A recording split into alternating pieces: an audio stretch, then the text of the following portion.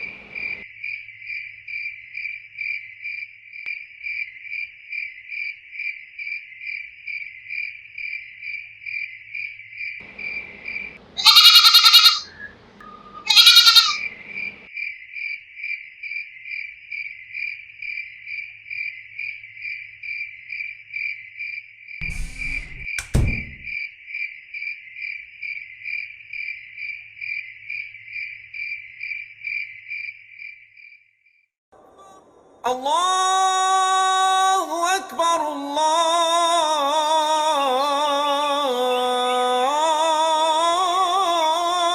अकबर। अरे इमरान, जोया, उठो तो। कब तक सोते रहोगे? आज बकरा ईद है। देखो तुम्हारे अबू मुन्ना को नहला रहे हैं।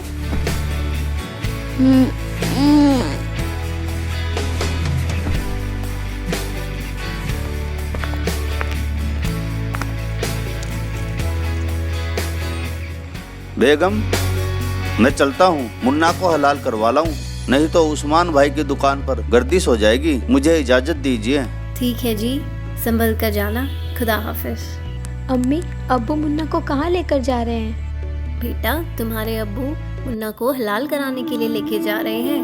आज बकरा ईद जो है।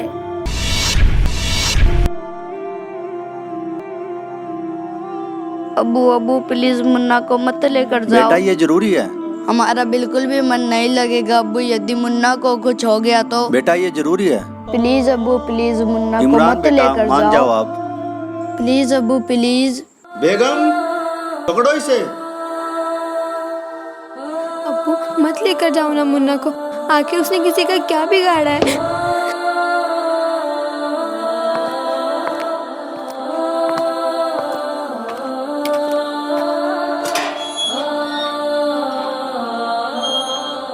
अम्मी मुन्ना को मत जाने दो। प्लीज अम्मी, मुन्ना को बचा लो, प्लीज अम्मी।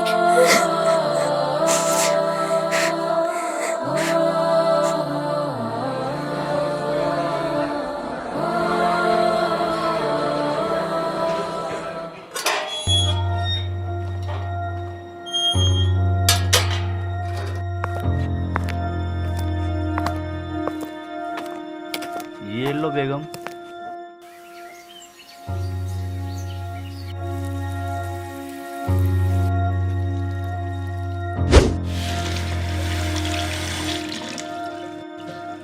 इमरान, जोया, बेटा आ जाओ, खाना खा लो। कितना अच्छा गोश्त बना है।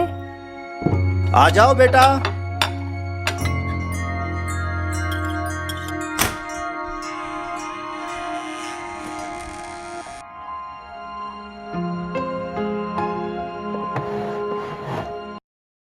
अब्बू मुन्ना कहाँ है?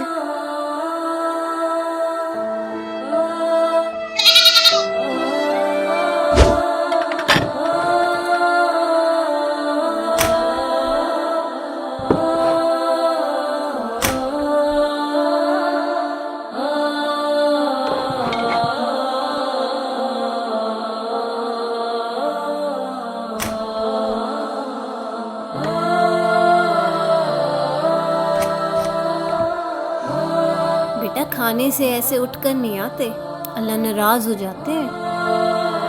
चलो इमरान खाना खा लो, उठो बेटा। चलो जोया खाना खा लो बेटा, उठो। नहीं अब्बू, हम मुन्ना के गोश्त को नहीं खा सकते। हमें खाना नहीं खाना अब्बू, खाना नहीं खाना। बेटा ये तो अल्लाह का फरमान है। अल्लाह ने उसे ज़मीन पर हलाल होने के लिए ही भेजा था, उसे तो हलाल होना ही था। अब्बू क्या बिगाड़ा था मुन्ना ने आपका, कितना प्यारा था वो। माफ़ करना अब्बू, यदि कोई कल को हमें हलाल करे या कुछ कहे तो आप क्या करोगे? हाँ कोई हाथ तो लगा कर दिखाए तुम्हें, हराम खोर के टुकड़े टुकड़े कर दूंगा। तो फिर अब्बू, आपने बगैर किसी कसूर के मुन्ना को क्यों हलाल करवा दिया? वो भी तो किसी का बच्चा था ना। अब्बू आप तो कहते थे कि कीड़ी से लेकर हाथी तक सभी उस एक अल्लाह के ही बच्चे हैं, तो फिर क्या वो मुन्ना उस अल्लाह का बच्चा नहीं था जिसे आपने हलाल करवा दिया?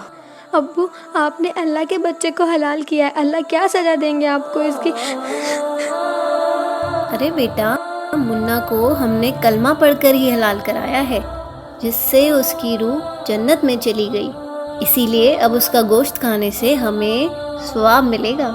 अम्मी, यदि ऐसे ही जन्नत में जाते हैं तो आप एक काम कीजिए, हमें भी कलमा पढ़कर हलाल करवा दीजिए, ताकि हम भी जन्नत में जाकर अल्लाह से पूछ सकें कि वाकई आपने ये हुक्म दिया है कि बेजुबानों को हलाल करो।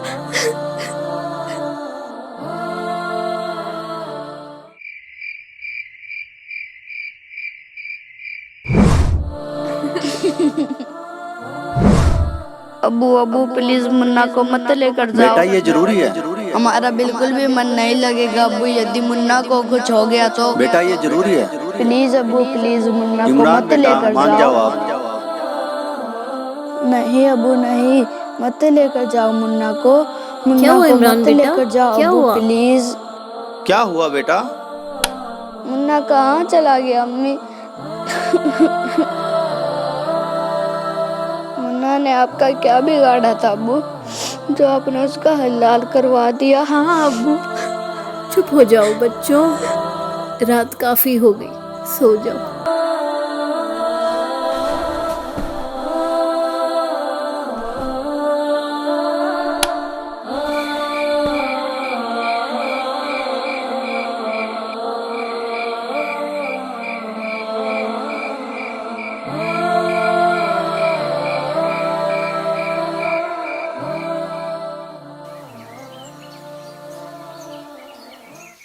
अच्छा बेटा मैं जा रहा हूँ। बेगम मैं जा रहा हूँ। अस्सलाम वालेकुम।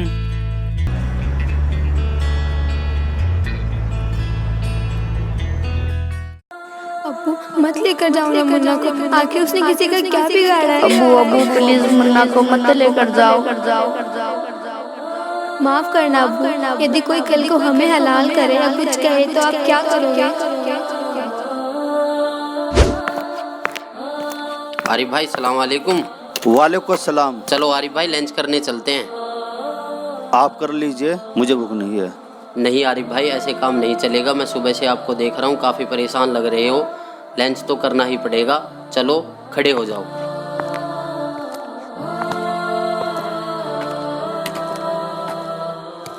आओ आरिफ भाई बैठो।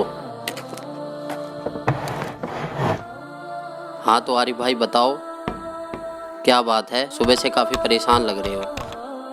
कुछ नहीं शहजाद भाई, कल बकरा ईद थी ना, कल की बकरा ईद ने तो मुझे झंझोड़ के रख दिया, मेरी रूह को एकदम निचोड़ दिया। बच्चों ने मुझसे ऐसे सवाल जवाब किए जिसका मेरे पास कोई जवाब नहीं था। अब्बू मुन्ना कहाँ है? अब्बू क्या बिगाड़ा था मुन्ना ने आपका? माफ़ करना अब्बू, यदि कोई कल को हमें हलाल करे या कुछ कहे तो आप क्या करोगे? आपने बगैर किसी कसूर के मुन्ना को क्यों हलाल करवा दिया? अब्बू आप तो कहते थे कि कीड़ी से लेकर हाथी तक सभी उस एक अल्लाह के ही बच्चे हैं, तो फिर क्या वो मुन्ना उस अल्लाह का बच्चा नहीं था जिसे आपने हलाल करवा दिया? अब्बू, आपने अल्लाह के बच्चे को हलाल किया है, अल्लाह क्या सजा देंगे आपको इसकी? तो शहजाद भाई अब आप ही बताइए मैं क्या करूं? उसके बारे में किसी बाखबर को पूछ कर देखो कि वो बाखबर होगा और वही खुदा की इबादत करने का तरीका बताएगा। और फिर तो आपको यह भी पता होगा कि वो बाखबर कौन है जिसके बारे में कुरान शरीफ के अंदर जिक्र किया गया है। वो बाखबर ही तो संत रामपाल जी महाराज है। उन्होंने ही तो मुझे कुरान शरीफ का सच्चा ज्ञान बताया है। वो ऊपर से जो आदेश लेकर आया था हजरत मोहम्मद, उसमें बिस्मल यानी गाय को काटना, मुर्गे को काटना, बकरे को काटना, इसको बिस्मल बोलते हैं। ये कहते हैं रोजा, बंग और नमाज बताई थी उसने। रोजा माने व्रत, बंग जैसे ऊंचे शोर में आवाज करना, है भगवान हमारी अर्ज सुनना, इसको बंग बोलते हैं। और 5 वक्त की नमाज कहते सिर्फ इतना आदेश था हजरत मोहम्मद का, ये मांस खाने का नहीं था। ये तो बाद में किसी फरिश्ते ने किसी में प्रवेश करके ये बकवाद गढ़ रखी है, उसने कभी नहीं कहा कि नबी मोहम्मद नमस्कार है राम रसूल कहाया, 1,80,000 को सौगंध जिन नहीं करद चलाया। कबीर परमात्मा कहा करते थे कि तुम जिन महापुरुषों का नाम लेकर मांस खाते हो, गायें काटते हो, हत्याएं करते हो, मुर्गा काटते हो, बकरा काटते हो, भगवान ने कितना अच्छा आपको आहार दे रखा, काजू किस्मत सेब संतरे, और नहीं तो ये बाजरा ज्वार गेहूँ चने चावल कुछ भी खाओ, ये अड़ंगा क्यों खाते हो? तुम्हारे नबी ने हजरत मोहम्मद ने कभी किसी की हिंसा नहीं की। कहते हैं वो तो आदरणीय महापुरुष थे। नबी मोहम्मद नमस्कार है राम रसूल कहाया, और 1,80,000 को सौगंध जिन नहीं कर चलाया। हजरत मोहम्मद जी के 1,80,000 अनुयायी हुए थे जो कति पाक साफ थे। वो ब्याज तक भी नहीं लेते थे, जिहाद संघर्ष नहीं करते थे, किसी का कत्ल करना भी महापाप मानते थे। वो तो ऐसे महापुरुष थे। कहते हैं अरस कुरस पर अल्लाह तकत है, अरस कुरस पर आसमान के ऊपर अंतिम छोर पे अरस कुरस पर अल्लाह तकत है, भगवान का सिंहासन है, और खालिक बिन नहीं खाली, और वह पैगंबर पाक पुरुष थे साहिब के अब्दाली। जिन महापुरुषों की तुम आड़ लेकर दुनिया को भ्रमित कर रहे हो, मांस खिला रहे हो, पाप के भागी बना रहे हो, उन्होंने कभी मांस छुआ नहीं। मांस वगैरह भक्षण करना ये समर्थ का आदेश नहीं।